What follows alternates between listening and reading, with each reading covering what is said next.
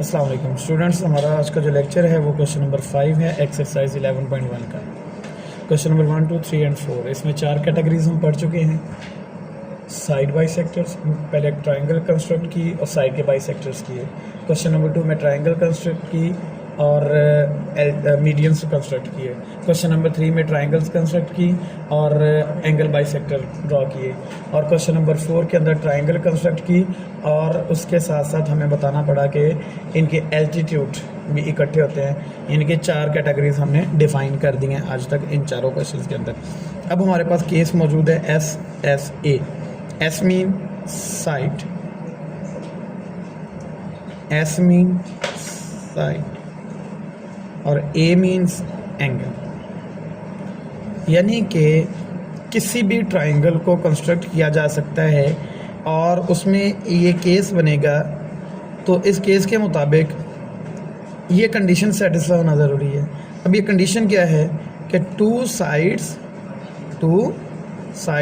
And one angle, 2 side और एक angle which is less than 90 degree, जो 90 से लेस हो तो हमारे पास ये वाला केस जनरेट हो जाता है। इस केस के मुताबिक हमारे पास मोर देन 1 ट्रायंगल बन सकती हैं विद अ सिंगल मेजरमेंट।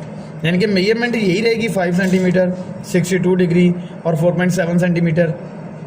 ये BC है, ये CD है, ये एक BC एक CD, 2 हमारे पास आम है और उनके बिटवीन एंगल मौजूद है, तो 2 साइड के दरमियान एंगल मौजूद हो तो ये कंडीशन जो है वो हम अप्लाई कर सकते हैं। ठीक हो गया। अब हमारे पास जो क्वेश्चन है उसके मुताबिक सबसे पहली जो मेजरमेंट है वो होगी B से C तक 5 सेंटीमीटर।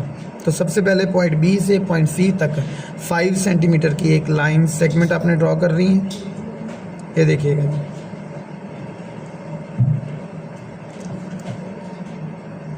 BC मेजरमेंट B से C तक 5 सेंटीमीटर, मेजरमेंट B से C तक 5 सेंटीमीटर। लाइन सेगमेंट ड्रॉ की। पॉइंट B पे 62 डिग्री का एंगल है, तो पॉइंट B पे 62 डिग्री का एंगल मेंशन करेंगे। तो 62 डिग्री का एंगल हमारे पास 10, 20, 30, 40, 50, 60, 1 एंड 2, ये 62 डिग्री उस पॉइंट को मेंशन किया। और आपके पास जो एंगल था हमें उस एंगल को मेंशन कर देना है 62 डिग्री। लें जी, ये एंगल रहा 62 डिग्री का। अच्छा जी, उसके बाद अब हमें बताया ही जा रहा है कि 5 सेंटीमीटर मेजरमेंट थी वो मेंशन कर दी, 62 डिग्री का एंगल था वो मेंशन हो गया।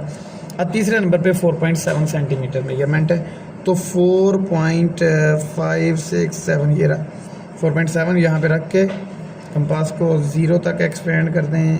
लें जी, ये रहा 4.7 सेंटीमीटर C से D तक।